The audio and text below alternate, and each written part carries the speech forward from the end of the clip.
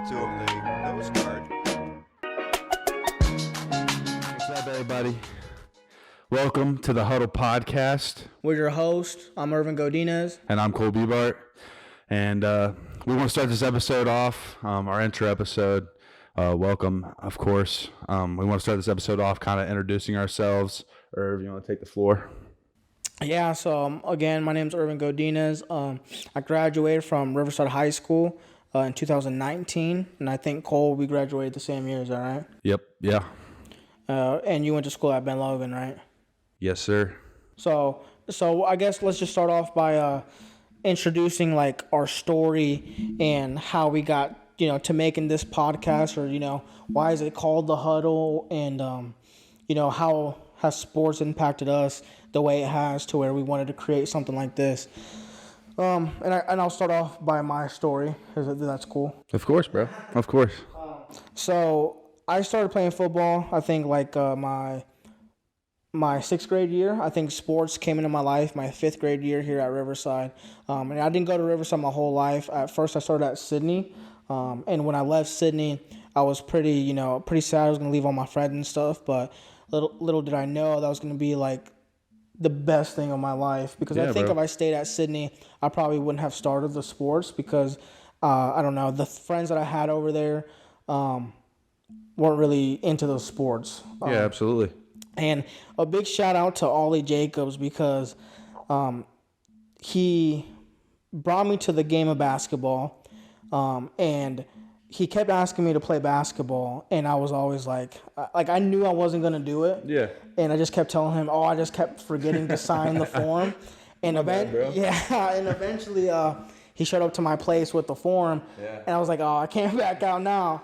So a huge shout out to him because I don't think if he did that, I probably wouldn't have gotten into sports, bro. You think during your childhood that, sports and everybody that you met along the way, sports have kind of built your friend group and also your network and, Yeah, I mean, it's brought me to, I guess, where I am today. Yeah, absolutely, bro. And so kind of going off of that, so, I started playing basketball in fifth grade year. I played football my sixth grade year. And then just from then on, I played both sports up until freshman year of high school. And that's when I only wanted to focus on football. And, D7, small school at Riverside. But, it was one of the best times of my life. So what brought me to being here and to making my business was basically my senior year of high school at Riverside. I tore my ACL and MCL, I think like week 6, week 7 or something like that. It was towards the end of the game. It was wet. It was slippery. We were beating them by a lot. And unfortunately, it was one of my teammates that just kind of swung around. And, it was just kind of – and that's what got me. And at the time, of course, I was sad. It was my senior year. Oh, of course. Football was everything. I'm sure. That's actually something that, I can kind of relate to, too. Junior year of college, broke my foot in half. Had to get 2 screws. You broke it in half? Yeah, bro. Yeah, there was a blitz and safety that wasn't supposed to blitz. It was week 1, Adrian week. Had a quarterback wrapped up in the backfield, and dude smacked me right in the foot, dude. And I knew, you just know. Yeah. And I helped myself off the field, and luckily, like you're about to just say, it's bigger. It's bigger. It's a much bigger thing than just the sport, brother. So we'll go back into that here in a sec because I got a few questions about that too. Oh, yeah, absolutely. So I tore my knee up, and at the time I was a senior. I wasn't, I wouldn't say named as a captain, but I was definitely a leader on the team. And I just didn't want to continue my senior year not helping the team out or not, feeling 100%. Useless, I guess. Yeah. So what I did was, I think I always wanted to be holding a camera, being in this type of media space. Yeah. Just watching a lot of YouTube growing up and stuff like that. And so what I did was I started making hype videos for my team. And, at the time, I had a lot of help from my media teacher. Yeah.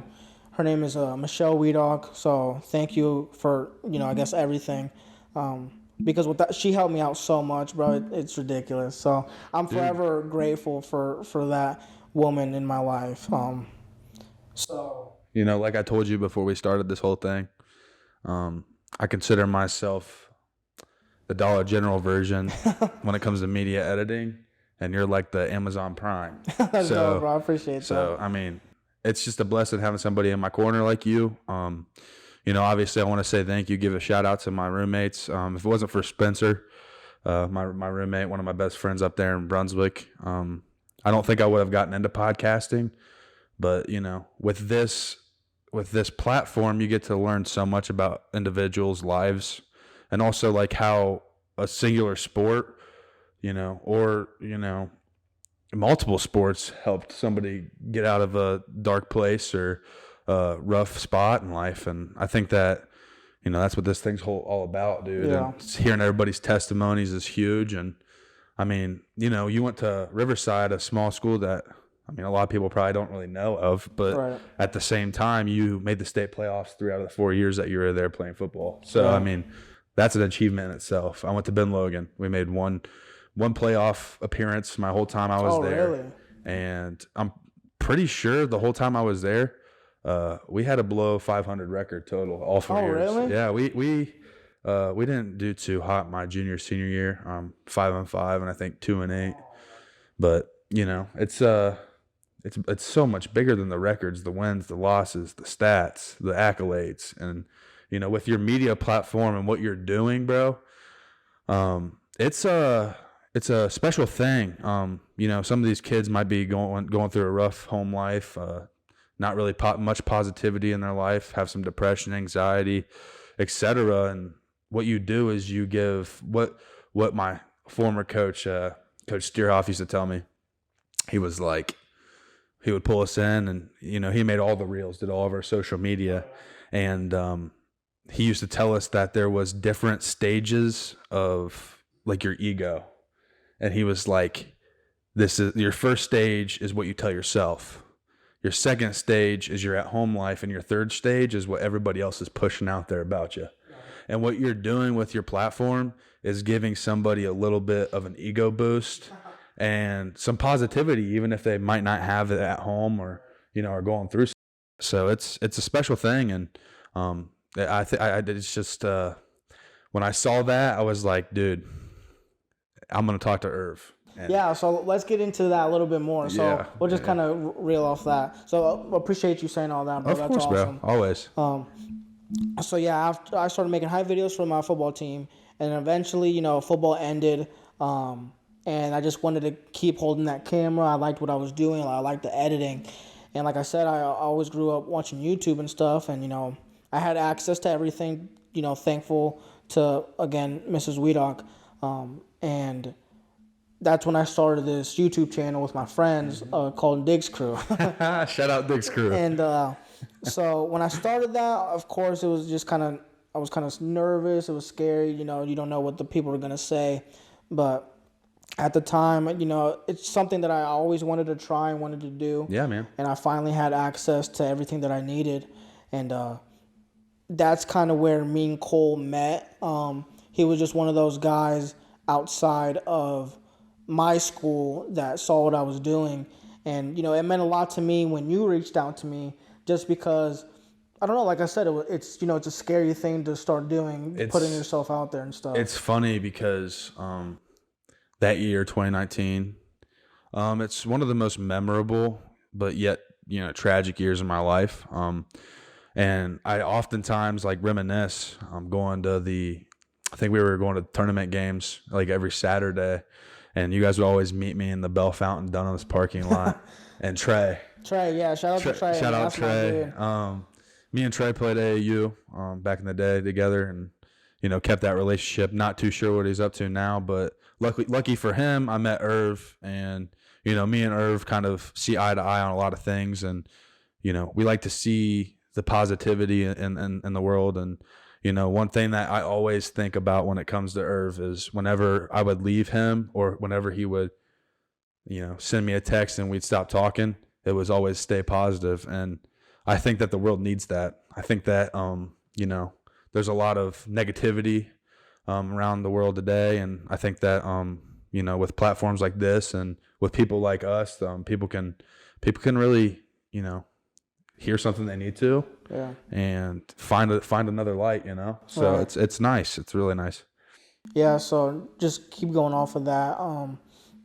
Me and you met, and we didn't really, hang out much after that. We always kept in touch, but even now, leading up to this moment, like I said, we didn't really hang out much, but we're here doing this now together, so that's pretty cool. It's nice. And just because I tore my ACL, because I had access to all this stuff, and I found the love, for that camera, that now we're sitting down here doing this together. Yeah. So after I created the Digs crew, the YouTube and stuff, we graduated high school, and unfortunately I didn't have access to the cameras anymore and stuff like that.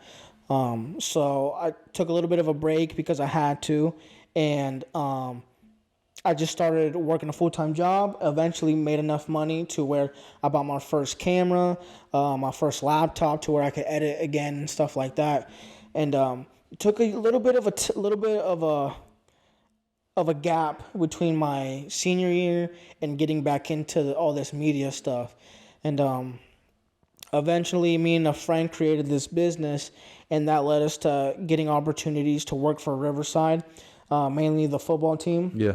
And that's where I kind of started all of this. And unfortunately, me and that friend just kind of broke things off, and I just kind of went my own way. And that's where I've been now documenting Riverside for the past 2 years, their football team. Yeah. And it's allowed me to create this business to, just photography, videography, and stuff like that. And just kind of like you said, just kind of get to tell a story and just kind of highlight these kids that, how cool would it have been if me and you had something like that when we were in high school, bro? I would have killed, bro. Yeah. Like, that would have been something really cool to have when I was younger. So now I just get the opportunity to shine some light on this really small school that I love. Yeah. So, and again, it just kind of brought us here again. So. Yeah. It's a blessing, dude.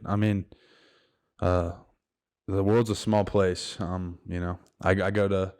I went up to Heidelberg, and there's people that played Riverside in like high school. And, oh, really? Yeah, dude. And my coach would always ask me like people in the area that needed recruited, and I always pointed at the Riverside guys. Like, truly, I just think that Riverside's a small school, but there's so much heart there, and like there's so much athleticism that people don't really see there, that it's kind of important to highlight that.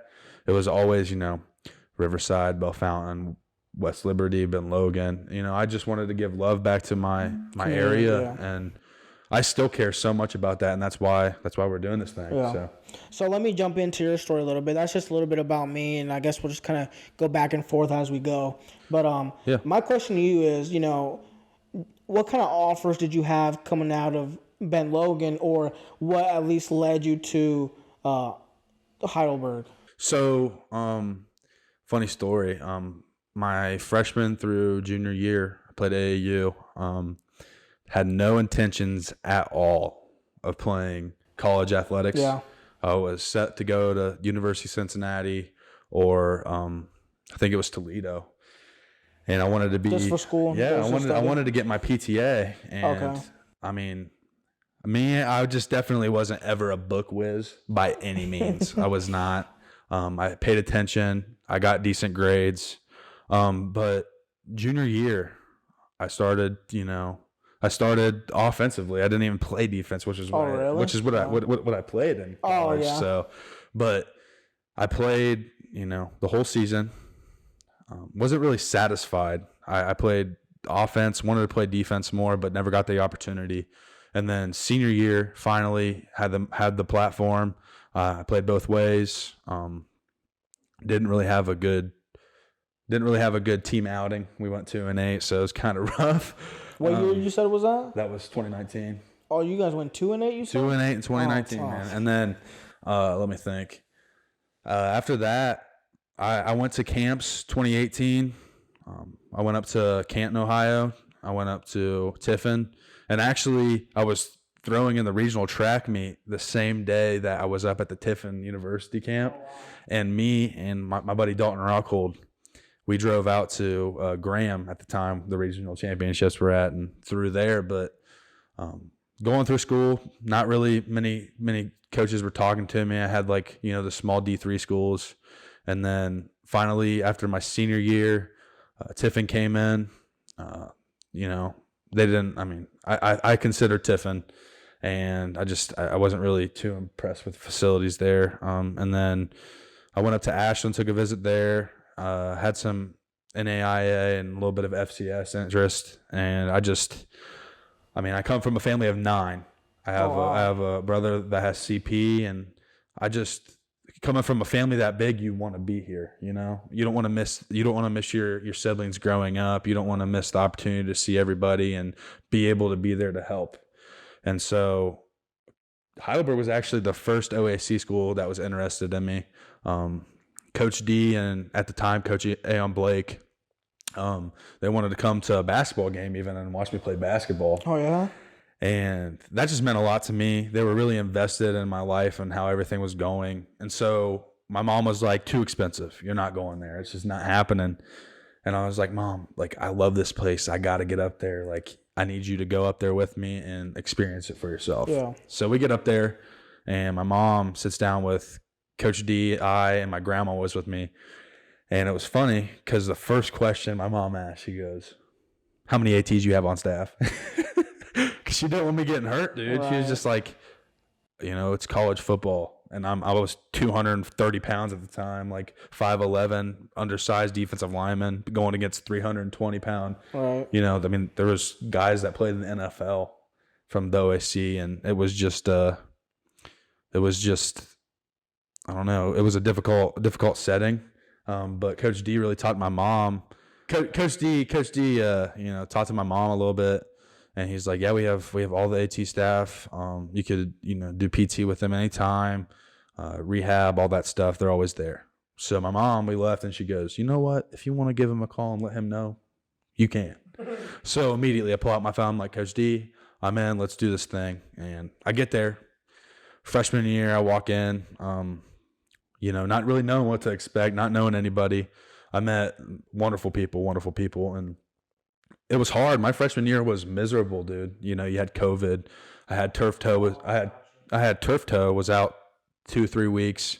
Had a couple friends back here at home pass away, and my mental just wasn't there. It was just not there. And the COVID happened. I put on some weight, and I don't know. Like during COVID, it was just kind of, am I gonna go back? So real quick, since you're on that COVID topic, how did COVID, I guess, affect that season, or what did that schedule look like? So after freshman year, it was second semester, spring break.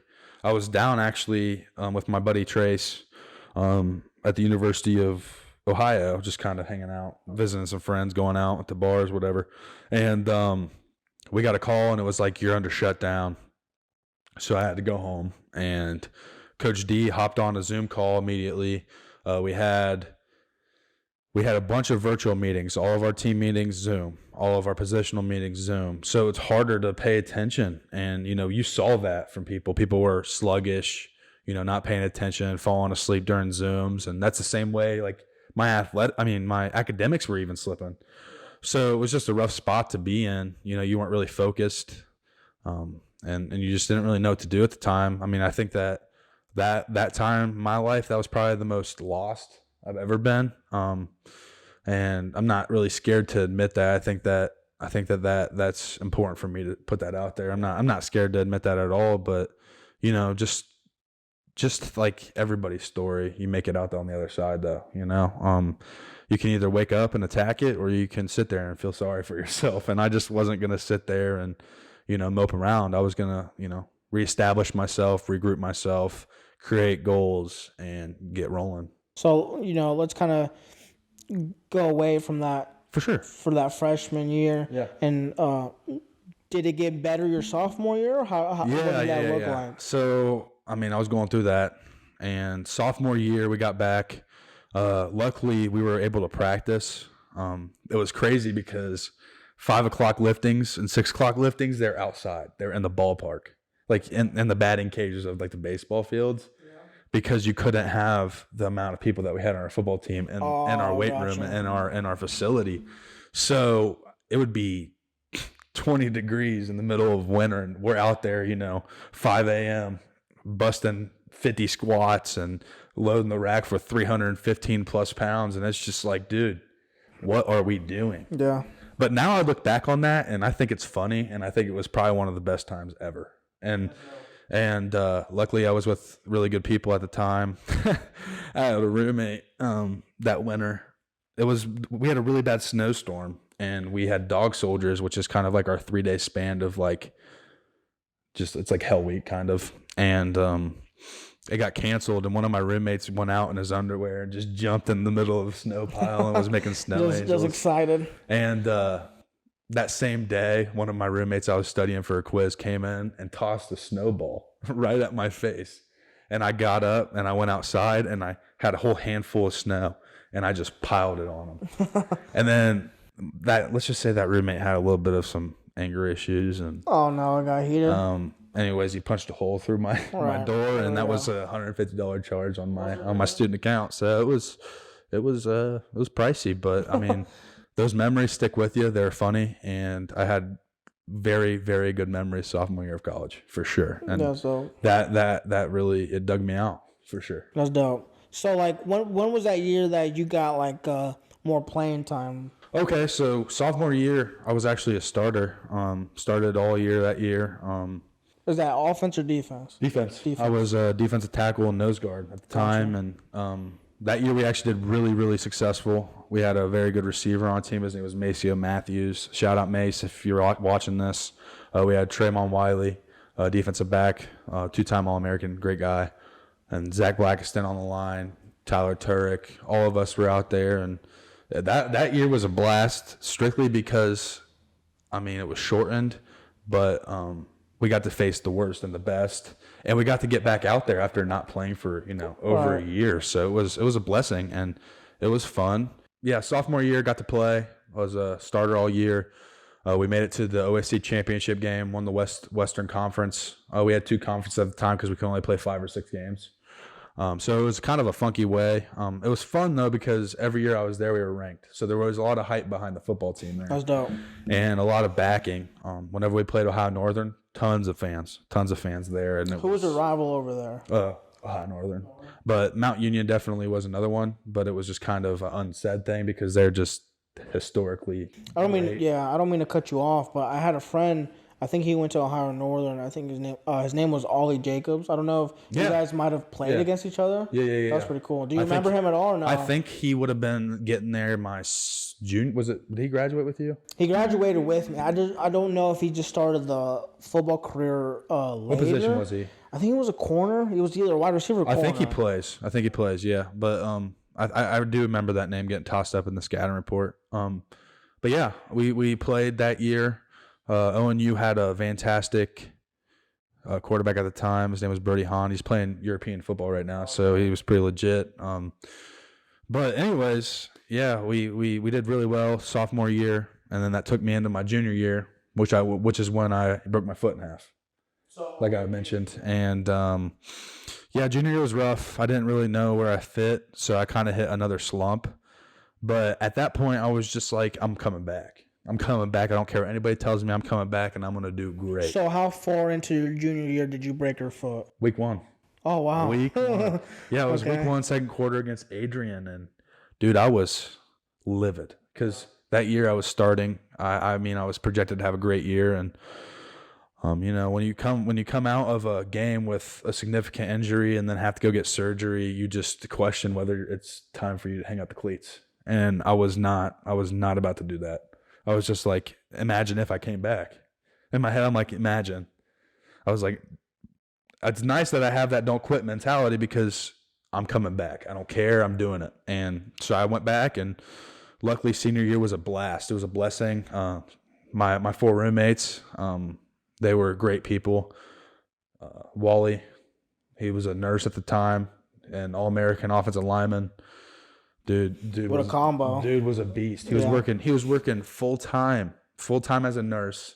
That's and awesome, bro. Playing football, and got All-American that year. So shout out to Wally for that. And it was funny because my roommate Spencer, like I mentioned previously, he was always like that positive light, dude. Like he was always upbeat.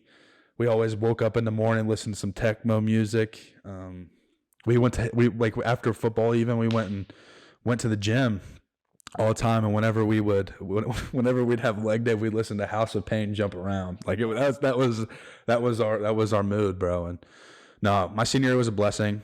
Didn't have the stats I wanted, but I really didn't care about that. I was just happy to be back and with my boys and able to contribute. And it was a blast. And it was crazy because after COVID, your life just felt like it was tossed into hyperdrive. You know, now I'm sitting here, customer service and sales for a corrugation business, and still wondering, you know, what's my purpose? And I think I'm starting to grasp it a little bit, but you know, it takes time, and I don't know, it's a blessing, and I'm glad to be here, and I'm glad to be able to do this and have this platform with you. And I don't know, man, it's definitely going to be a journey, and I'm super excited about that. And I'm excited to talk about, you know, how we got here and, you know, what we're doing. Yeah. No, man, I mean, that's great. I want to talk a little bit about your injury, though. So you talked about your broken foot your junior year. How long did it take you to actually get back? Did you miss that entire season? Or, like, when did you come back and feel, like, good again? Dude, it was rough. And, like, just kind of like you said, you did not, at that point, you did not want to quit. Yeah. You wanted to come back. You convinced yourself that you wanted to. So I looked up, you know, there's a lot of athletes that call it a career after a Liz Frank tear is what mine was. And what a Liz Frank tear is like you tear a ligament, but it's like one of your major ones in your foot. And then you also fracture your bones at the same time. So it was pretty rough. But anyways, I mean, it was interesting because I was battling the thoughts in my head, like, am I done? Am I going to come back? I watched the whole Game of Thrones series. Like I was just like, well, I might as well just indulge in some, you know, violence because I was like, I don't know what to do. And so I trained every day. I did PT every day. I was watching what I was eating because I got up heavier than I ever was. And that's kind of the mentality I had. I was just like, doctors are telling me no, but I'm doing it. So I came back. And I don't know. I don't regret it. I don't regret it one bit, and I'm glad I did. And I mean, that's what got me here, and that's why I'm so passionate about hearing people's stories, because you truly never know what somebody is going through, and so many people are quick to judge. So don't judge. Listen. You know what I'm saying? Like that's what we're here for. So yeah, and just kind of along with that, you know, you talked a little bit about you're still just trying to find your purpose. You know, working a full-time job and just, you know, trying to step out of that a little bit. And, you know, when I started this business, I wasn't sure where it was going to lead me to. Yeah. And I'm very happy with how everything is going and stuff. But even now, you know, working a full-time job, running a full-time business, and, you know, now we're starting this. So, you know, I mean, we just got to keep grinding, still trying to find our purpose, still trying to find, you know, where's our life going to be in the next few years. And, you know, just kind of along with what you were saying, you know, I'm excited to see the people we get to talk to and the stories we get to hear, and just kind of hear how the sport has impacted them, not just football, but just any sport out there. For sure. And for sure. I'm blessed because, you know, with the Zoom and the virtual platforms that we have now, it's a lot easier and accessible for people. So it opens that horizon a little bit. Like, you know, when I was up at Heidelberg, it was people from Florida, Texas, Arizona, all around. So it's nice having that platform because there's a lot of people out there, and a lot of people want to be heard. And even if they don't want to be heard, they probably have wonderful stories. And I think it's important that people speak up, because you never know what somebody else is going through and what your words might do to help someone else. Right. Yeah, and the reason we think this is going to work, you know, Cole played college ball, like you heard, and, you know, I only made it all the way through high school, but still the reason I am where I am today is because of football, because of that injury. I was able to build this business and get into all this stuff to where we can do something like this now. Right now we're looking at like 3 cameras with like 4 different lights. Yeah. So, you know, I'm just thankful to where football has led me. And sometimes when people ask me, you know, how's your knee doing and stuff like that. I just tell them, it's just one of the greatest things that's ever happened to me. And that might sound crazy, with an injury like that, but, I believe that because of that, it led me to finding my passion much, much sooner, and to where, again, Mrs. Weedonk was able to help me out a lot into leading me in the right directions. Yeah. So, that's why we think this is going to work. It led me to where I am today and made me build a full business. And, you played that college ball, so it will lead us to having great guests and stuff like that. It's nice. After Bigger Than Ball, with my roommate Spencer, I was set. I was like, if somebody's not going to join me on this podcast, then I'm doing it myself, even if I didn't have the equipment like this, And I mean, in the back of my mind the whole time, Irv's just sitting there, hey, I want on this podcast. But really, he wasn't telling me that. So I went out my way, and I was just like, hey, Irv, I have a proposition. That's literally what I said. Yeah. I said, I got a proposition for you. And Irv jumped on it. He's like, I'm busy right now with football, but I'll be back. Let's do this thing. So my idea anyways, I was going to start after football season, more availability for athletes, coaches, etc. And I mean, but anyways, after Bigger Than Ball, Bigger Than Ball was strictly a podcast about how football impacted other people and how sports are a much bigger thing than just the sport. And they really correlate to people's lives. Right. And, everybody has those times where they're wondering what their purpose is, but at the end of the day, it might be right in front of you, staring right in your face, and you're just like, well, I don't know. We'll try again tomorrow. But everybody's got a purpose, dude. And I mean, whether you see it or not, you might be living in it right now. Right. So, and I mean, I'm a firm believer what you're doing right now, dude. That's what you're here for. And I think that, and impacting the community that you're living in, it's huge, and it's aspiring, dude. And working in a corporate office, I enjoy it. I love it. But I think that me impacting other people, hearing their stories, and also soaking that in to make me a better person is also a part of that, the way I'm supposed to go. And I don't know, it's like I said, it's a blessing to do this with you. And, kind of extending off the Bigger Than Ball, we're still continuing the, same scheme, I guess you could say. Yeah.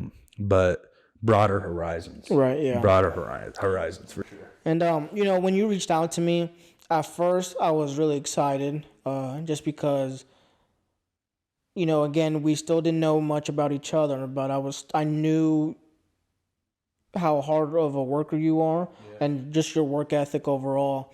And when you reached out, I was happy, but then we had this phone call, and then just after it, I just kind of had to realize I just didn't even have time to breathe, I tell myself. Yep. I absolutely, when I'm not working my full-time job, I'm doing editing, going to these places, taking pictures, videos, and whatnot.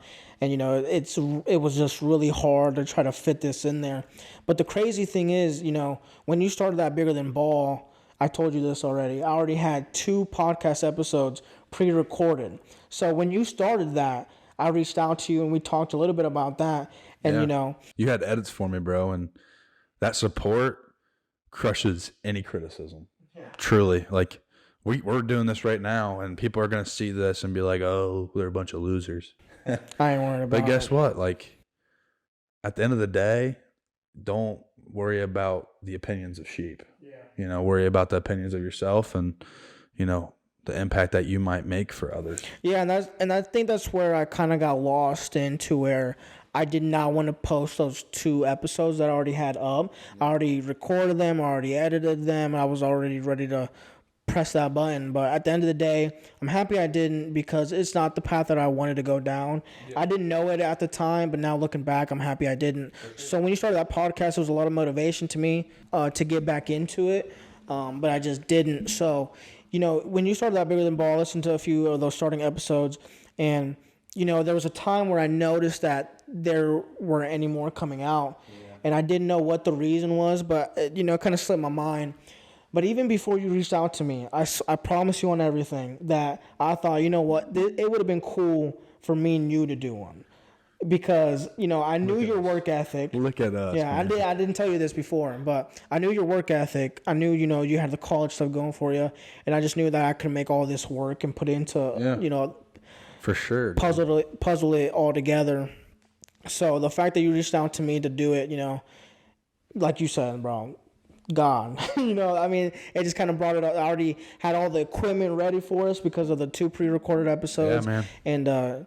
And just our work ethic together, I think is going to be pretty cool. Yeah, absolutely. And along the way, we're going to meet many people.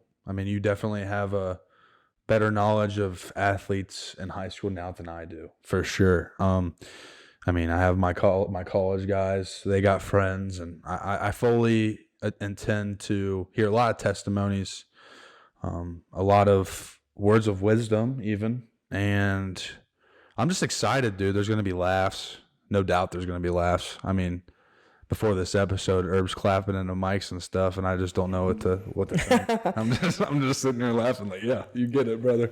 But it's nice, bro. And different skits along the ways. And I hope that everybody, presses that follow button and gets ready to buckle up for this journey, because it's just getting started. Yeah, to the people that already followed us, before even putting out this episode, thank you. It means a lot. I know me and Cole basically have that split following already, to where you already had like 40. I put a 40 extra more in there. Yeah, man. So to those specific people, we notice, and just absolutely thank you for even just wanting to keep up, or just at least wanting to put another number onto that follow. I want to give a shout out real quick to Berg football.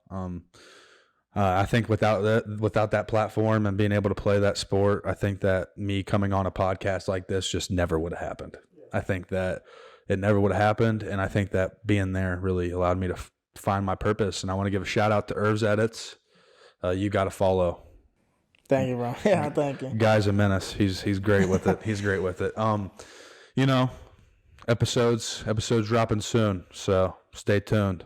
Yeah, and I think the way we're gonna do this, just so you guys know, is me and Cole talked about it a little bit already, but with the first guest episodes coming out, it was one of his college guys, and the second guest episode coming out is gonna be just in our community type based. So we're just gonna try our best to kind of jump back and forth between that. Reaching all over, man. So we just kind of, and if you have a story involving where football led you today, or where any sport has led you today, reach out. Reach out to us, contact us through Instagram. For sure. We can get something rolling. The football players that rep my brand this year when it comes to the sleeves, the headbands, the socks, that means so much to me, bro. It was one of the coolest things that happened this year. And, I did a giveaway just to try to kind of spread that brand around.